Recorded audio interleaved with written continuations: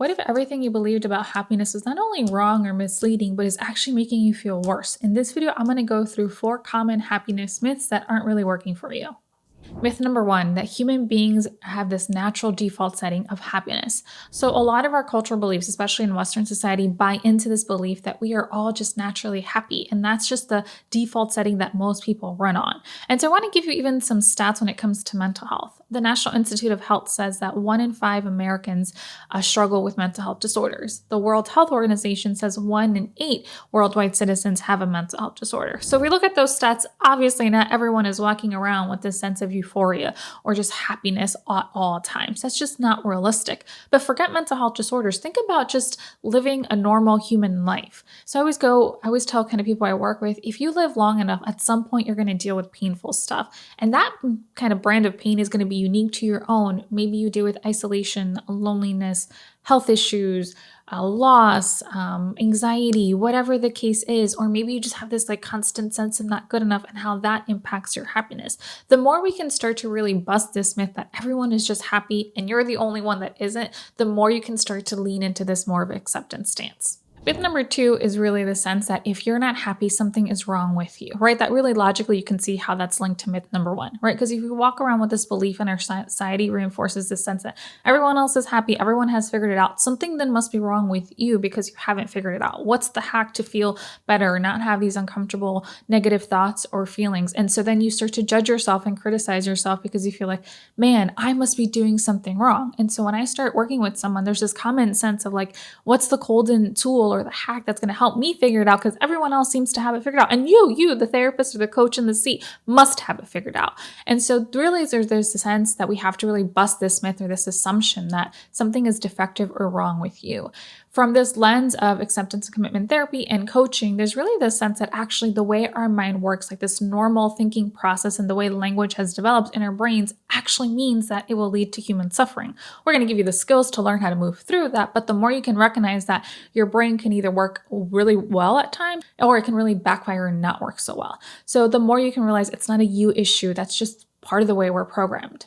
Myth number 3 is before you can create a better life, you have to get rid of negative feelings. Oh my gosh, this myth is something that can really get us stuck. Because if you really believe that, man, the only way that you can improve is by no longer having negative feelings, then you're really going to just consistently be stuck in this hamster wheel of like, what's the solution? What do I need to do not to have these things? Whereas focusing on what you can actually shift and change your behaviors, your actions, making strides forward, then you really might get stuck here. And part of this, again, is related to our Western society that is so focused on like feeling good, get rid, avoid. And of course, capitalism really benefits from this because it's like, ooh, buy this latest thing to feel better or this latest like health wellness trick or hack or whatever the case is. So really, the more you can start to acknowledge that the negative feelings isn't what's going to get you stuck. And if you really think about it, anything that's worth it in your life comes with an innate sense of uncomfortable thoughts and feelings. So let's say you really want to be a parent. That's important to you. And there can be all these rewarding things about being a parent, but there's no way that you can become a parent and not have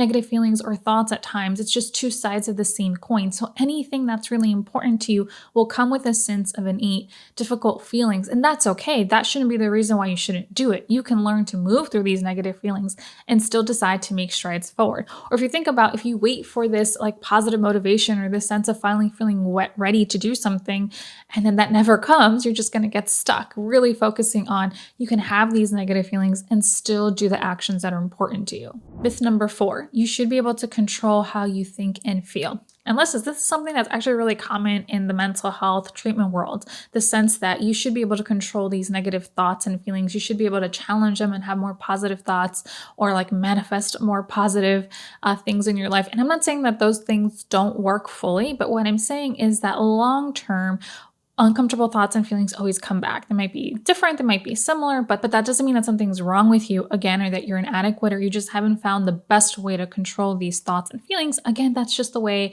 our mind is worked and the way language works in our mind.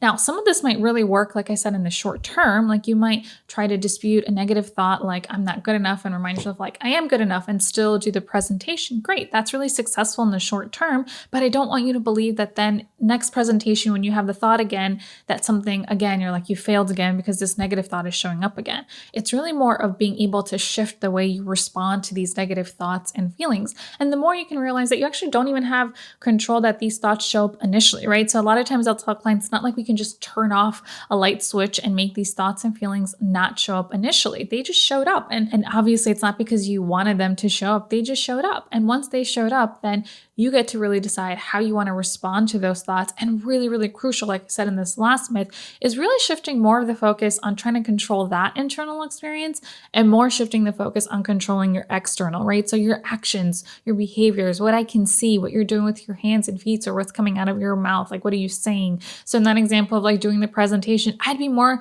focused on like you getting into that action space of doing that presentation regardless or with these uncomfortable thoughts and feelings. So it's like, are you willing to feel this discomfort and do the thing that's really important to you here?